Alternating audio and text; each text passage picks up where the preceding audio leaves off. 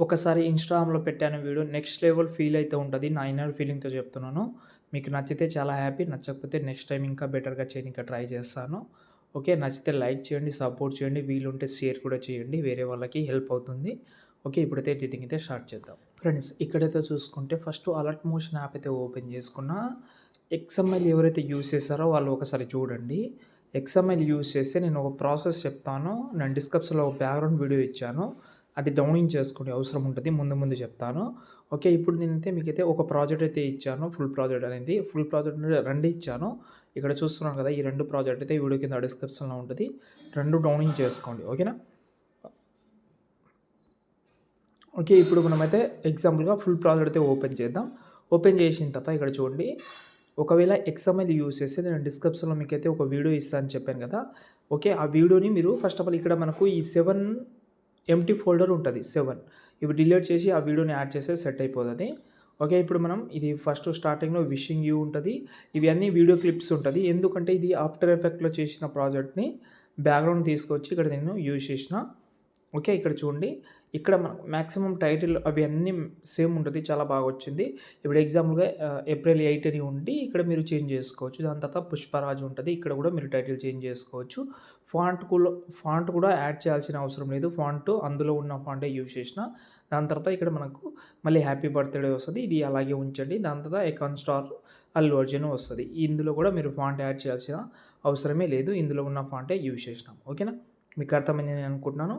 Okay. ఇలాగైతే title అయితే change చేసుకోండి. ఒకవేళ ఎక్స్ఎంఎల్ యూజ్ చేస్తే నేను 9 సెకండ్ వీడియో ఒకటి ఇచ్చాను. అది టోటల్ కిందకి తీసుకొచ్చే ఈ వీడియో అయితే ఇలాగైతే ఉంటది. ఓన్లీ టైటిల్ చేంజ్ చేసుకుంటే వచ్చేస్తుంది. ఓకేనా? ఇప్పుడు మనం మెయిన్ ప్రాసెస్‌లోకి వస్తే ఒకసారి బ్యాక్ వద్దాం. బ్యాక్ వచ్చిన తర్వాత ఇక్కడ నేనైతే మీకైతే ఫోటో రీప్లేస్ అని ఒక ప్రాజెక్ట్ ఇచ్చాను. ఓకేనా?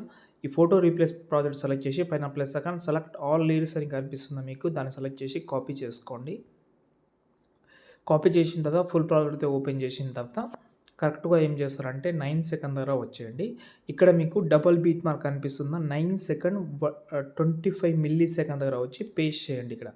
పేస్ట్ చేస్తే ఇప్పుడు మనము ఇక్కడ నుంచి మనకు ఫోటోస్ అయితే వస్తది. ఇక్కడ చూడండి. ఇప్పుడు మీరు ఈ ఫోటోస్ అనేది రీప్లేస్ అయితే పెట్టుకోవచ్చు. పెద్ద ప్రాసెస్ అయితే ఏముండదు. అన్నీ మాక్సిమం నేను కవర్ చేసిన ఒక 2 ఫోటోస్ రీప్లేస్ పెట్టి చూపిస్తాను. ఎగ్జాంపుల్‌గా ఈ ఫోటో ఉంది. కలర్ అనే ఫీల్డ్‌లోకెళ్ళి మీడియాలోకెళ్ళి ఒకవేళ వేరే ఫోటో చేంజ్ చేస్తున్నా. ఎగ్జాంపుల్‌గా ఈ ఫోటో చేంజ్ చేస్తే ఇలాగైతే వచ్చింది. సరిగ్గా సెట్ కాకపోతే కొంచెం అడ్జస్ట్‌మెంట్ అయితే ఇలాగైతే చేసుకోండి.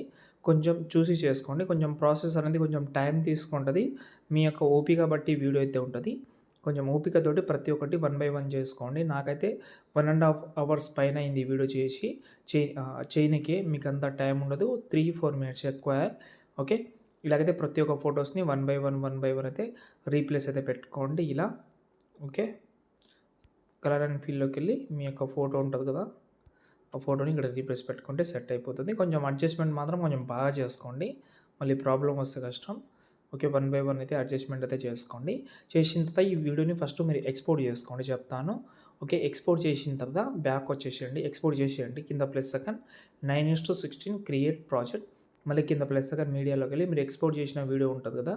ఓకే. ఇది మనకు ల్యాండ్‌స్కేప్‌లో ఉంది కాబట్టి ఈ ఆప్షన్ మూవ్ ఆన్ ట్రాన్స్‌ఫర్‌లోకెళ్ళి రొటేషన్‌లోకెళ్ళి 90 డిగ్రీస్ అయితే రొటేషన్ చేసుకోండి.